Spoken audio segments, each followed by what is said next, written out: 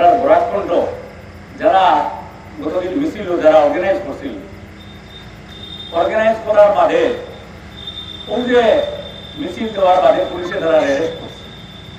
আপনারা বরাকণ্ঠর ভাই ওগুলো খবর লইয়া দেখতে চাইছেন যে সন্তানকে বার করতে সময় আমরা কত চেষ্টা করিয়া বার করছি।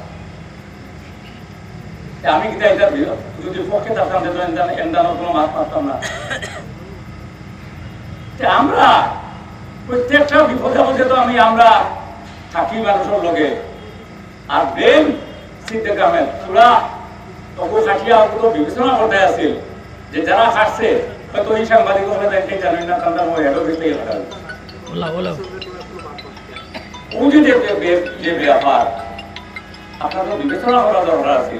যে কংগ্রেসে একটা কেস পর্যন্ত সুপ্রিম কোর্টে বসে না, আর আজকে তারা ওয়ার্ক বোর্ডের যে বিরুদ্ধে একজন মালিক তারা হয়েছে, এই যে কেস যেটা করা হয়েছে আজকে তো এটা তো স্থগিতাদেশ দেওয়া হয়েছে। আলটিমেটলি যারা কেস করছে তারা তো সাকসেস হয়েছে, পরে দেখা যায় কিনা যেটা হয় হইব, কিন্তু আমারও তো স্থগিত নাই। এই জিনিসগুলা আমি তো ওটাও বলছিলাম যে আমরা জমিয়তুল আমার সর্বভারতীয় হিন্দু মানে জমিয়তুল হিন্দু সর্বভারতীয় সভাপতি এই কথাগুলা বলছি।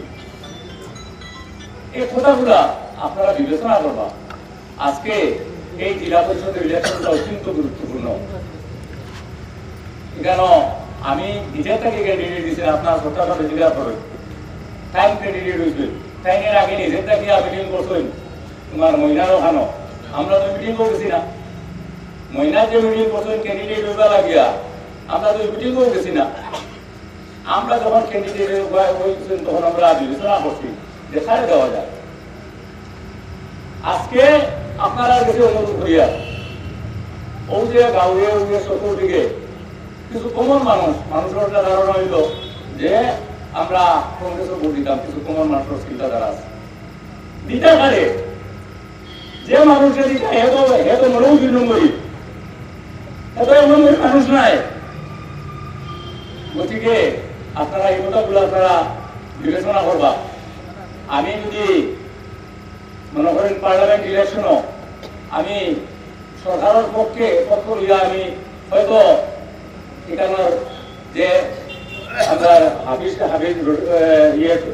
রশিদ চৌধুরী তার বিরুদ্ধে